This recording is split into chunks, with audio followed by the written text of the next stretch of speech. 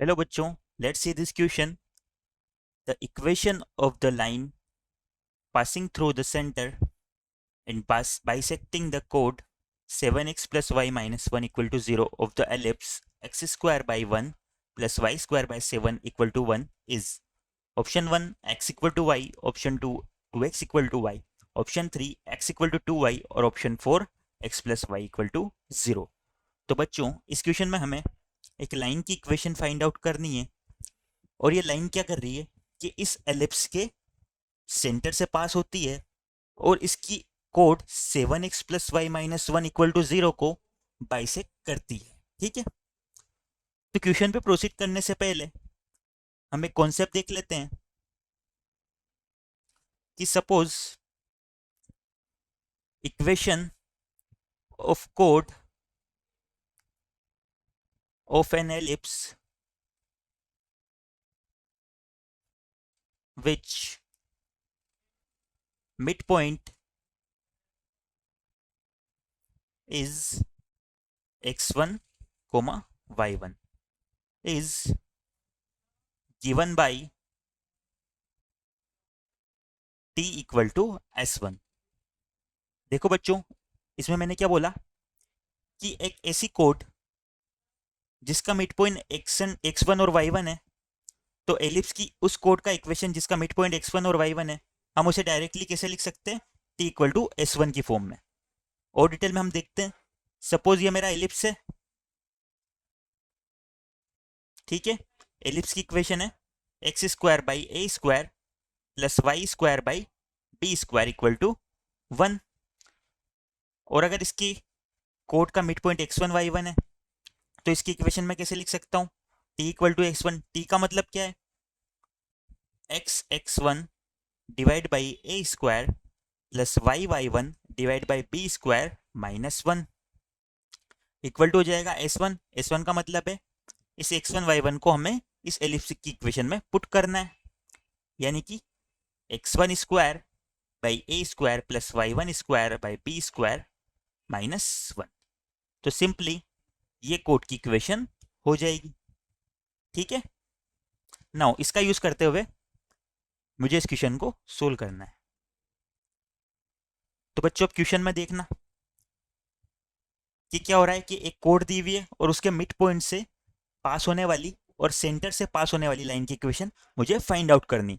तो मैं इस कोड का मिड पॉइंट क्या मान लेता हूं? H comma K. Now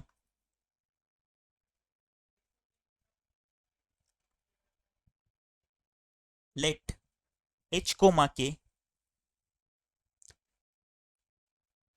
B the mid point of कोड 7x plus Y minus 1 equal to 0। ये जो कोड दी हुई है मैंने इसका मिड पॉइंट मान लिया H comma K. Then its equation can be written as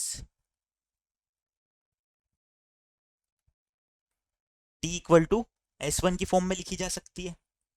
और बच्चों यहाँ पर हमें एलिप्स का इक्वेशन क्या दिया हुआ है? X square by 1 plus Y square by 7 equal to 1। इसमें हमें टी इक्वल टू s1 लगाते हुए, जहाँ पर x1 और y1 क्या है मेरे? h और k हैं। इस कोड की इक्वेशन लिखता हूँ तो क्या हो जाएगी? H X divide by 1 plus K Y divide by 7 equal to H square by 1 plus K square by 7। ठीक है, ये इक्वेशन मेरी कोड की हो जाएगी। इसे मैं इक्वेशन 1 नाम दे देता हूँ। नाउ मुझे कोड की ओरिजिनल इक्वेशन क्या दी हुई है? 7x plus Y equal to 1। अब ये जो 1 और 2 है ये सेम लाइन को रिप्रेजेंट करती है। अगर ये दोनों सेम लाइन को रिप्रेजेंट करती है तो इनके जो कोफिशिएंट है एक्स और वाई के, उनका रेशियो क्या होगा? इक्वल होगा। चूंकि 1 एंड 2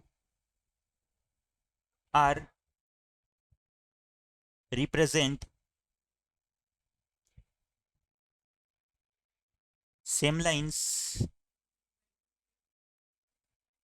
then इनके कोफिशिएंट यानी h, यहाँ पर x का कोफिशिएंट क्या है h डिवाइड बाई यहाँ पर x का कोफिशिएंट क्या है 7 इक्वल होगा यहाँ पर y का कोफिशिएंट क्या है k बाई 7 और यहाँ पर y का कोफिशिएंट क्या है 1 इक्वल होगा।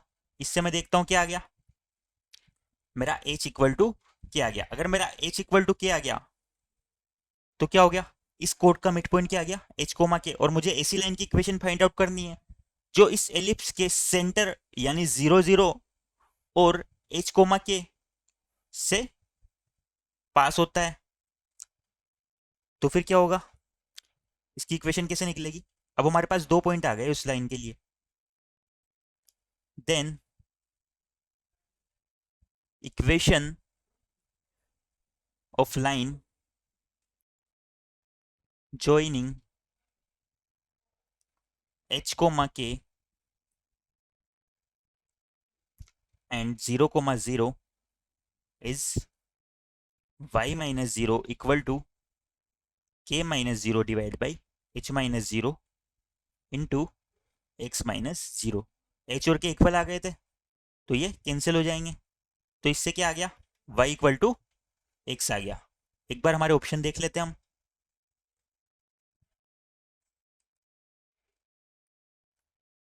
x इक्वल टू y या y इक्वल टू x, यानी ऑप्शन 1 करेक्ट हो जाएगा।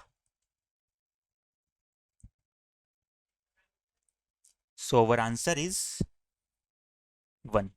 I hope you understand it well. Best of luck.